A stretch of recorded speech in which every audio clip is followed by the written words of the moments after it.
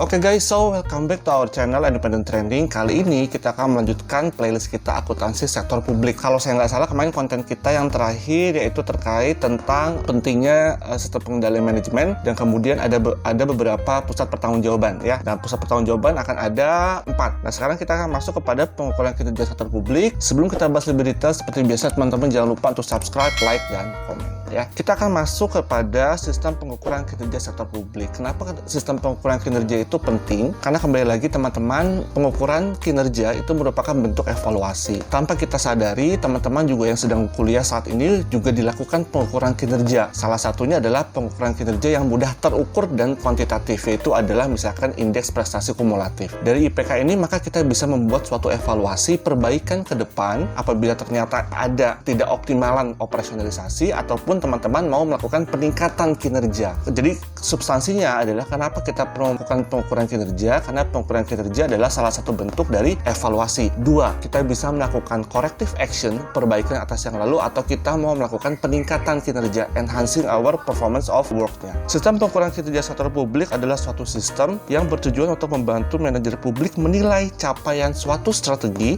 melalui tolak ukur kinerja yang ditetapkan. Ya, ada 2 poin yang saya garis bawahi di sini, perlunya strategi dan tolak ukur kinerja yang ditetapkan. Jadi pada saat teman-teman membuat penilaian kinerja, maka teman-teman harus menentukan goal ke depan apa yang mau dikejar, dan yang kedua adalah tolak ukur kinerjanya. Tolak ukur kinerja harus sifatnya kuantitatif, jam kerja, output lembar kerja, hari kerja, berapa hari dia mensubmit dokumennya, 3 hari, 2 hari, berapa lama dia mengerjakan prosesnya, 3 jam, 4 jam.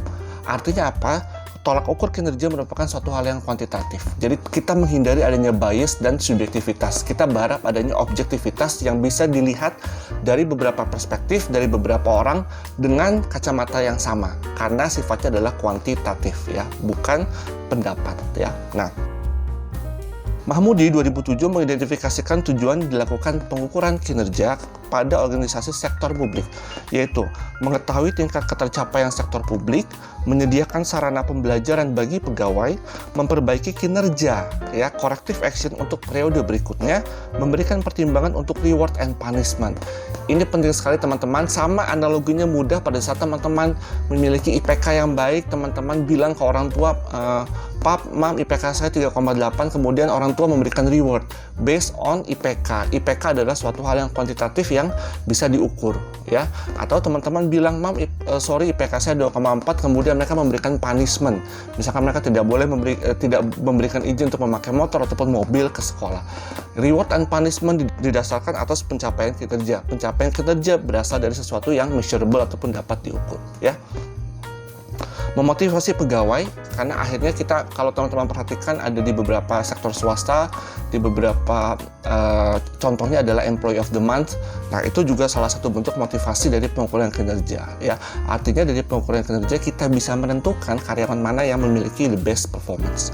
Kita lanjutkan kembali adalah menciptakan akuntabilitas publik or fairness. Artinya kita tahu sekarang bahwa kinerja pemerintah itu diukur dengan poin-poin seperti ini ya. Nah, itu dia menurut Mahmudi 2007. Kita masuk kepada menurut Mardiasmo, manfaat pengukuran kinerja pada organisasi sektor publik, yaitu memberikan pemahaman mengenai ukuran yang digunakan untuk menilai kinerja, memberikan arah untuk mencapai target kinerja, untuk alat monitoring dan evaluasi, dasar untuk reward and punishment, ada beberapa yang sama ya dengan pendapat dari Mahmudi, alat komunikasi antara bawahan dan pimpinan. Alat komunikasi, saya menyampaikan kepada bawahan bahwa performance Anda tidak maksimal di poin A, B, C, D. Anda submit dokumennya telat selalu dari deadline yang telah disampaikan. Alat komunikasi ini indikator E ini tidak ada dari Mahmudi ya. Mengidentifikasi kepuasan pelanggan ini juga tidak ada dari definisi Mahmudi. Kembali lagi bahwa pelanggan akan merasa puas, dalam hal ini pelayanan sektor publik akan merasa maksimal dirasakan oleh kita sebagai pengguna layanan sektor publik apabila mereka pelayan sektor publik mampu memberikan. Ya, mungkin kalau Anda masih komplain kenapa Anda submit administratif ini, bikin IKTP, kemudian membuat surat administratif lain begitu lama, itu adalah indikator dari kepuasan pelanggan dalam konteks sektor publik. Pengambilan keputusan yang objektif, itu yang tadi saya sampaikan, kenapa ini menjadi objektif, karena semua bisa terukur. Mau Anda yang baca, mau saya yang baca, ini adalah angka, dan angka ini adalah jauh dari subjektivitas, ya. Karena angka bersifat memiliki persepsi yang sama, kecuali kalau pengukuran kinerjanya adalah pendapat, ya. Kita lanjutkan kembali. Terdapat beberapa hal yang perlu dijawab untuk mengetahui keberhasilan suatu organisasi sektor publik. Yang pertama, apa yang sebenarnya akan diukur? Yang kedua, skala atau ukuran apa yang digunakan? Berapa toleransi kesalahan yang akan diterima? Siapa yang akan mengukur? Untuk siapa informasi kinerja tersebut? Dan terakhir adalah apa yang mereka lakukan atas informasi kinerja tadi, ya. Jadi ini adalah beberapa hal yang perlu dijawab untuk mengetahui keberhasilan suatu organisasi sektor publik, ya. Nah, yang paling penting lagi teman-teman dalam salah satu pengukuran kinerja sektor publik adalah menghargai time value of money. So, konsep value for money pada pengukuran kinerja mengandung arti sebagai penghargaan terhadap nilai uang. Hal ini berarti setiap rupiah harus dihargai secara layak dan digunakan sebagaimana mestinya. Efisiensi value for money ada dua, efisiensi alokasi dan teknis.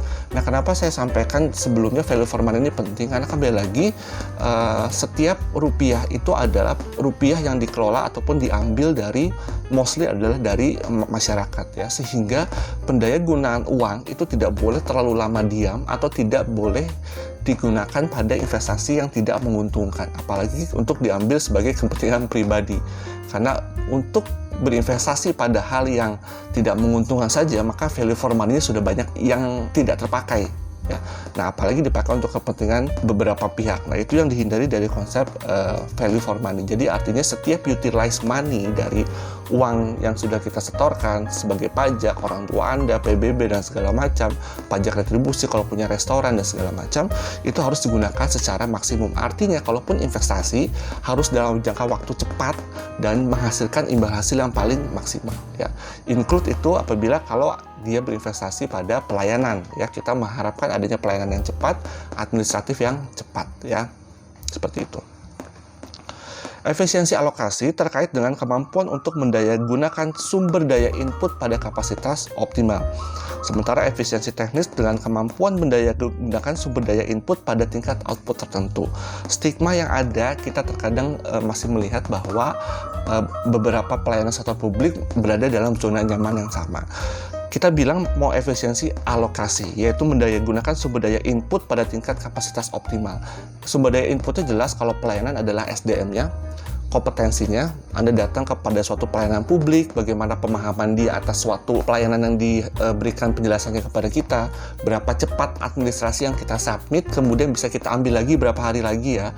Nah, disitulah mendayagunakan sumber daya input pada tingkat kapasitas optimal, ya. Tapi katakanlah kalau Anda masih menemukan pelayanan publik yang semau-maunya, kemudian pengurusan dokumen yang tidak jelas berapa harinya, dan kemudian Anda setelah datang lagi ternyata belum selesai karena alasannya mohon maaf ketua ininya masih ada di sana atau kepala kelurahannya masih ada di sana sehingga tidak bisa tanda tangan, itu dia yang failed menurut saya mendayagunakan sumber daya input pada tingkat kapasitas optimal. Apalagi efisiensi teknis, yaitu kita mendayagunakan sumber daya input pada tingkat output tertentu, ya. Nah, ini kembali lagi antara stigma yang ada dan normatifnya akan menjadi deviasi sekali, ya. Nah, kita akan berbicara, karena berbicara perbaikan itu adalah mengubah zona nyaman seseorang, mengubah zona nyaman unit, mengubah zona nyaman organisasi, sehingga pada saat ada suatu perbaikan, enhancement ataupun improvement of quality of work, maka biasanya akan ada pihak-pihak yang merasa zona nyamannya diganggu dalam tanda kutip, ya. Misalkan dari yang biasanya manual sekarang menjadi computerized system, ya. Orang-orang yang mungkin tidak familiar dengan computerized system akan menjadi lama. Kemudian mohon maaf, pada saat sistem down, orang terkadang suka menyalahkan blaming pada sistemnya down, sehingga pada saat Anda datang kepada suatu pelayanan publik dibilang, Pak, mohon maaf sistemnya down, ya. Perbaikan terhadap efisiensi dapat dilakukan dengan cara meningkatkan output pada tingkat yang sama, kemudian meningkatkan output dalam proporsi yang lebih besar daripada proporsi peningkatan input, menurunkan input pada tingkat output yang sama, menurunkan input pada tingkat proporsi yang lebih besar daripada proporsi peningkatan output. Ya, saya ambil contoh nomor 3, misalkan menurunkan input pada tingkat output yang sama. Kok bisa disebut perbaikan? Katakanlah begini, satu dokumen itu dikerjakan oleh 3 orang untuk 8 jam selesai. Tapi Anda bilang, saya mau 8 jam selesai, tapi sekarang hanya dikerjakan oleh 1 orang. Anda menurunkan input, tapi outputnya tidak. Ya, itu salah satu contoh perbaikan. Atau saya ambil contoh satu lagi, misalkan menurunkan input pada tingkat proporsi yang lebih besar daripada proporsi peningkatan output. Anda memberikan penurunan input pada tingkat proporsi yang lebih besar. Anda turunkan inputnya, SDM-nya, kemudian Anda enhance pada peningkatan outputnya. Sekarang saya mau 1 jam saja, 1 orang saja yang bekerja, tapi hasilnya bisa selesai dalam jangka waktu 6 jam, tidak 8 jam. Ya, itu dia menurunkan input pada tingkat proporsi yang lebih besar daripada proporsi peningkatan output. Kita lanjutkan kembali teman-teman. Indikator kinerja yang dikembangkan hendaknya memiliki karakteristik sederhana dan mudah dipahami, dapat diukur, dapat dikuantifikasikan, dikaitkan dengan standar atau target kerja, berfokus pada pelayanan pelanggan, kualitas dan efisiensi, serta yang paling penting adalah evaluasi secara teratur. Ya. Kemudian kita lanjutkan kembali. Indikator input adalah semua jenis sumber daya masukan yang digunakan dalam suatu proses tertentu untuk menghasilkan output. Input primer bisa berupa kas, input sekunder, bahan baku, SDM, dan input lainnya. Ya, itu adalah indikator dari input. Kita lihat indikator output adalah hasil langsung dari suatu proses pengukuran. Output berupa pengukuran keluaran yang dihasilkan oleh proses, menunjukkan kinerja secara real, tepat bukan estimasi, tepat waktu, dan objektif. Ya, ini adalah indikator dari output.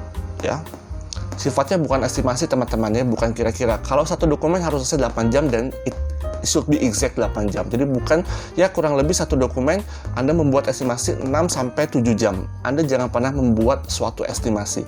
Anda katakan pengurusan KTP, IKTP, tanda tangan oleh kelurahan itu harus selesai dalam jangka waktu 1 hari. Bukan tanda tangan IKTP oleh kepala kelurahan kurang lebih 1-3 hari. Anda sudah mulai membuat estimasi. Ya, jangan seperti itu. Indikator outcome adalah suatu dampak program atau kegiatan terhadap masyarakat. Outcome lebih tinggi nilainya daripada output. Jadi teman-teman sampai sini moga-moga bisa membedakan antara output dan outcome. Kalau output ini input kemudian menghasilkan output. Apapun hasilnya itu adalah output. Mau hasilnya jelek, mau hasilnya tidak maksimal, itu adalah output. Tapi kalau bicara outcome, dia akan berbicara dampaknya. Jadi apakah hasil yang tadi sudah dihasilkan oleh output itu memberikan dampak terhadap masyarakat sekitar atau dalam organisasi Anda, sehingga outcome dikatakan lebih tinggi levelnya daripada output, karena quality-nya itu ada di outcome bukan di output. Misal pemerintah memberikan dana BLT, saya ambil contoh selama pandemi COVID-19. Ini adalah output atau luaran. Jatuhnya adalah ataupun contohnya adalah dana bantuan COVID. Kita lihat outcome-nya. Outcome-nya adalah berapa besar dampaknya menstimulus perekonomian. So, teman-teman sudah bisa membedakan mana output adalah pemerintah memberikan kebijakan bantuan dana tunai, itu baru output. Kita tidak tahu apakah itu efektif, apakah itu tidak, apakah ada penyelewengan dana, apakah semua yang menerima adalah orang yang tepat menerima, baru kita pindah ke outcome. Kita bicara kualitas. Nah, seberapa besar bisa menstimulus, seberapa efektif dana itu bisa digunakan, apakah salah sasaran, itu bicara outcome, ya. Nah, itu dia kurang lebih teman-teman konten kita kali ini terkait tentang pengukuran kinerja. Ada beberapa tujuan dan manfaat, kemudian juga ada beberapa indikator input, output, dan outcome, serta teman-teman juga bisa membedakan nanti terkait tentang bagaimana cara membuat ataupun hal-hal yang harus diperhatikan dari pengukuran kinerja, seperti dapat dikuantifikasi, tepat waktu, dan objektif. Itu dia teman-teman konten kita terkait tentang pengukuran kinerja sektor publik. Semoga bermanfaat. Stay terus di channel Independent Training.